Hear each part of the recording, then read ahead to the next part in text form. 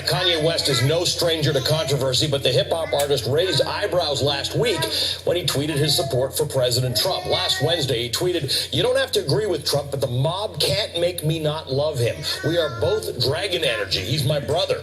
He went on to tweet, "I don't agree with everything anyone does. That's what makes us individuals." West also tweeted pictures of a red Make America Great Again hat signed by Trump and him wearing the hat in a selfie with two other people. The president responded with a tweet saying, "Thank you, Kanye. Very cool."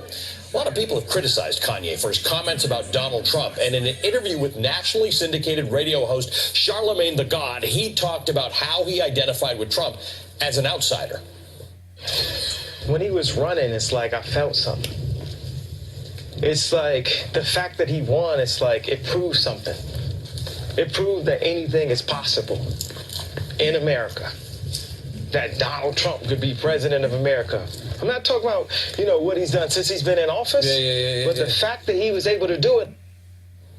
Well, I guess that's a sentiment that a lot of people can agree with. Charlamagne the God joins me now to talk more about that remarkable interview that's creating a lot of buzz. He's talked to a few people in the last few days, and in typical Kanye fashion, he continues to get a little bit more controversial every time he speaks. He said a few very interesting things, but let's start with that one. Okay. He looks at Donald Trump as a fellow outsider, a fellow traveler outside of normal circles. I guess that part you can get, but what else did he tell you about Donald Trump and his seeming affection for him? That's literally all it is. It's not about Donald Trump's policies. It's not about Donald Trump's ideologies. I don't even think that Kanye is even aware of any of those policies and ideologies, and that's why he looks ignorant, because, if you're going out there and you're throwing on the Make America Great Again hat and you're putting your arm around this guy and you don't even really know what this guy stands for, and you only like him because of his quote-unquote style, because he's an outsider, because he reminds you of yourself, because you're that type of rebel energy who'll say what they want, interrupt people at award shows.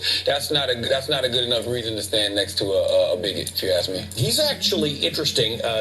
He's working through a bunch of things on his own, and he talks about the fact that interrupting Taylor Swift at an award show seems to have cost him a little bit in his career. Yeah, absolutely. I mean, it did, but with great risk comes great reward. I'm sure that it is a lot of people who might have turned their back on Kanye in that moment, but it's a lot of other people who agreed with him. And that's the way the world works. I believe in the rule of 10. 3 people going to like it, 3 people not going to like it, and 4 people just going to be on the fence about it. I think sometimes we worry about everybody who's not liking it as opposed to the people who actually felt the same way you felt, Kanye. Beyonce did have the best video that year, and you had, I'm not going to say you had every right to interrupt that young woman on stage, because you didn't, but you voiced your opinion and some people agree with you. Do you think any of his affinity for Donald Trump has something to do with his a little bit of animosity for Barack Obama, who really liked Kanye and maybe still likes Kanye, but chastised him? Oh yeah, that's a good point. I mean, it's kind of like when Donald Trump was at the White House Correspondents' Dinner that time, and Barack Obama was on stage making jokes about Trump, so then Trump became like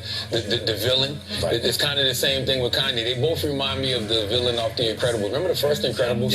When the guy was just mad because Mr. Incredible didn't embrace him, so he became the villain. That's what I get with the Kanye-Trump situation. Now, the things that Kanye said that are getting a lot of attention are about his conversations about racism and slavery. Let's listen to what he said on racism. First thing they say is racism. They say, well, what makes George Bush any more racist than Trump?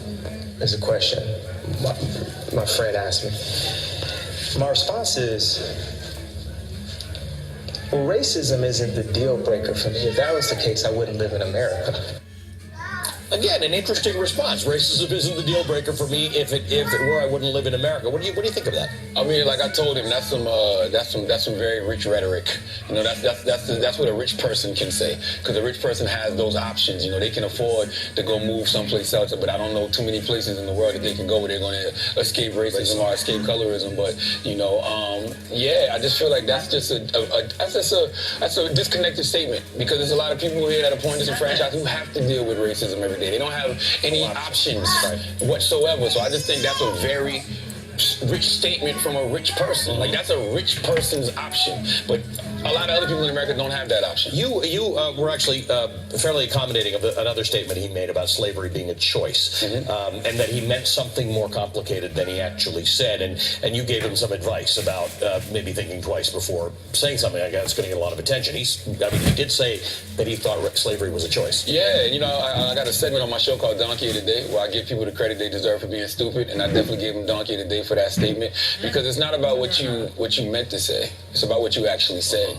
Now, what he meant to say, I think, was about psychological slavery, and, you know, he was talking about, you know, we shouldn't be enslaved now mentally, but that's not the way it came out. The way it came out was 400 years of physical slavery, us being kidnapped, us being sold, bought over here, raped, murdered, tortured. We didn't have an option. It's not like being a slave was a fraternity, okay? I didn't pledge slave for you.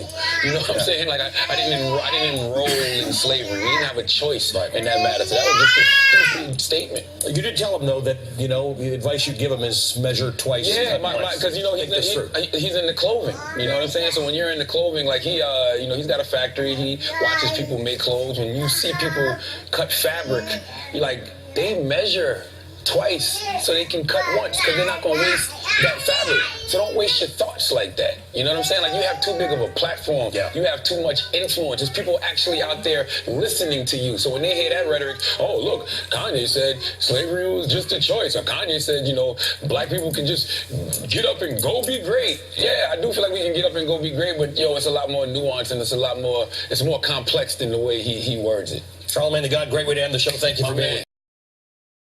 Right now, he's only going to get louder and more annoying for the next 31 days. But see, that's my problem.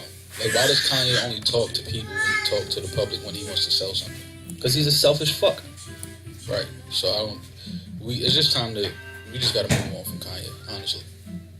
Appreciate what he's done in the past, his music, you know, whatever. But where he's at right now, this is somebody totally different. This is a whole different person. Well, no, I was watching the Charlamagne